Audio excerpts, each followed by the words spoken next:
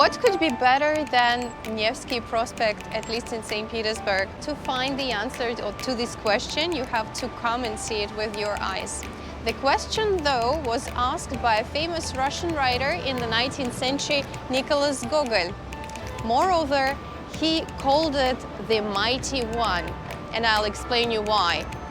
People come here with no reason, just to show off, to have a walk, to smell the morning coffee with the bread while the old ladies go to the church and grumble, and just to meet with their friends at the evening store for lunch. From the very beginning, it was the road for the royal family from their palace to the monastery of Alexander Nevsky. So that explains the name of the prospect. Nowadays, it's a mixture of old and modern. Here you will find plenty of buildings for different functions, from galleries and museums up to the bars and restaurants, and of different styles, from the Baroque styles up to Art Nouveau.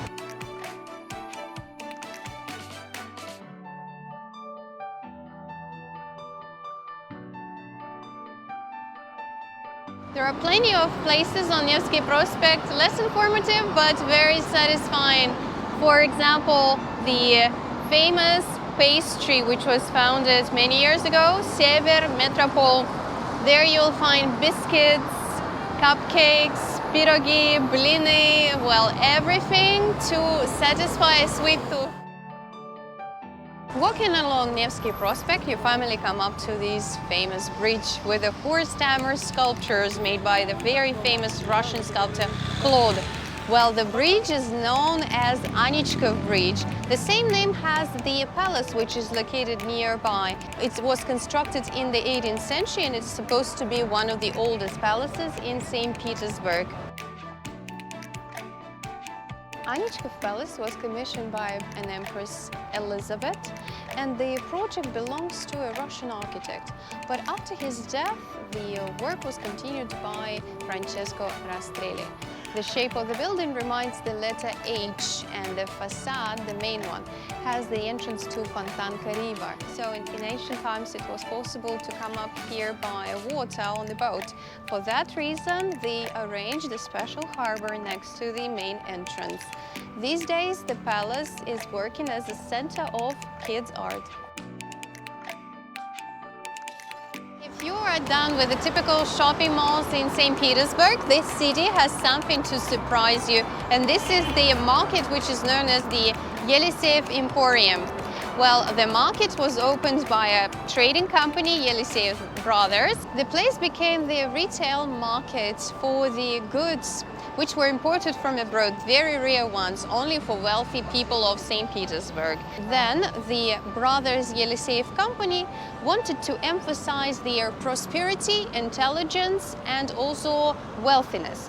Thus, they decided to decorate the building with the 4 different sculptures, which would be the science, the trade, the industry, and the art. When the building itself is also adorned with a stained glass, that's why it's very bright and you can easily recognize it within the other buildings of the city.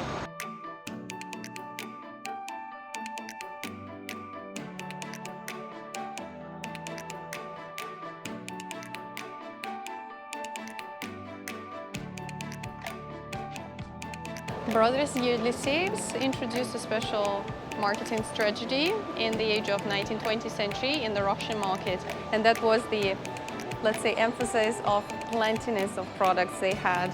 So they just simply put all of these items in little pyramids or big ones to show that everyone can have this product. Believe me, everyone who lives in Russia knows the building of Zinger House. Well, it was bought by the very famous sewing machine company Zinger in the very 20th century. The owner of the company wanted to set his office in a kind of like skyscrapers or high-rising buildings like in New York. But the strict code of St. Petersburg didn't allow to do this.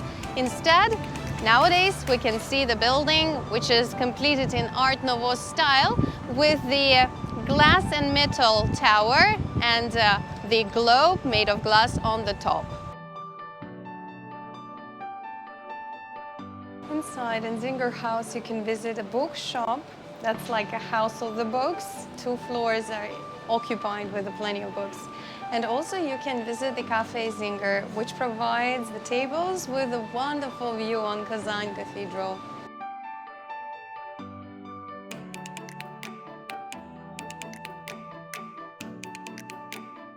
Next to the Zinger House in St. Petersburg, you will find a beautiful Russian Orthodox cathedral, the Kazan Cathedral.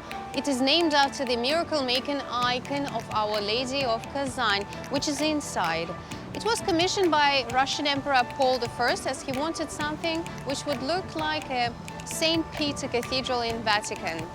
Then, after the War of 1812, nowadays it has a status of patriotic war, this cathedral got another status, commemorative. Well, it is a commemorative church which is devoted to the War of 1812, to the soldiers who died during the War of 1812. Inside you can find the burial place of the famous Field Marshal Michael Kutuzov, who was the leader of the Russian army during the War of 1812. Most of the former palaces constructed in the 18th century, even the oldest ones, were turned into museums or somewhere bookstores or cafes. And one of them, which is supposed to be also one of the oldest, is just behind me and completed in Baroque style, is known as Stroganov Palace, nowadays hosts the Department of Russian Museum.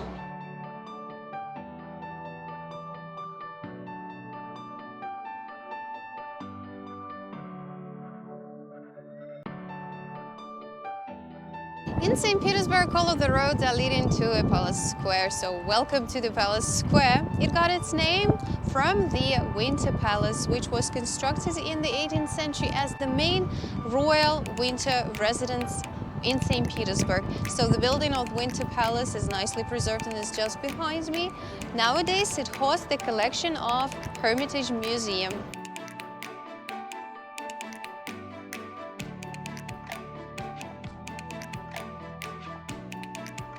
The building of Winter Palace was completed in the 18th century, and that was the project of Francesco Rastrelli. The Palace Square architectural ensemble was extended with the construction of the General Staff building in the 19th century, and that was the project of Carl Rossi. The building consists of 2 different wings or 2 different parts separated by an arch. On the top of the arch you will find the sculpture group, which is the chariot with goddess Nike, the goddess of victory. She's holding in one hand the military badge, in another the wreath of victory. And it was a symbol which would commemorate the War of 1812, or the victory in the War of 1812. Let me tell you something.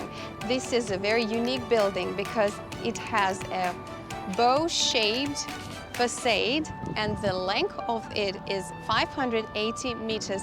This is the longest bow-shaped facade in the world. In the year 1834, another thing appeared on Palace Square. That was the Pillar of Alexander or Alexander column. The project was approved by Russian Emperor Nicholas I, and the project belonged to Auguste Montferrand. So the idea was very simple. Nicholas I wanted to install the column which would be higher than the Paris Victory column, commemorating the victories in different wars of Napoleon.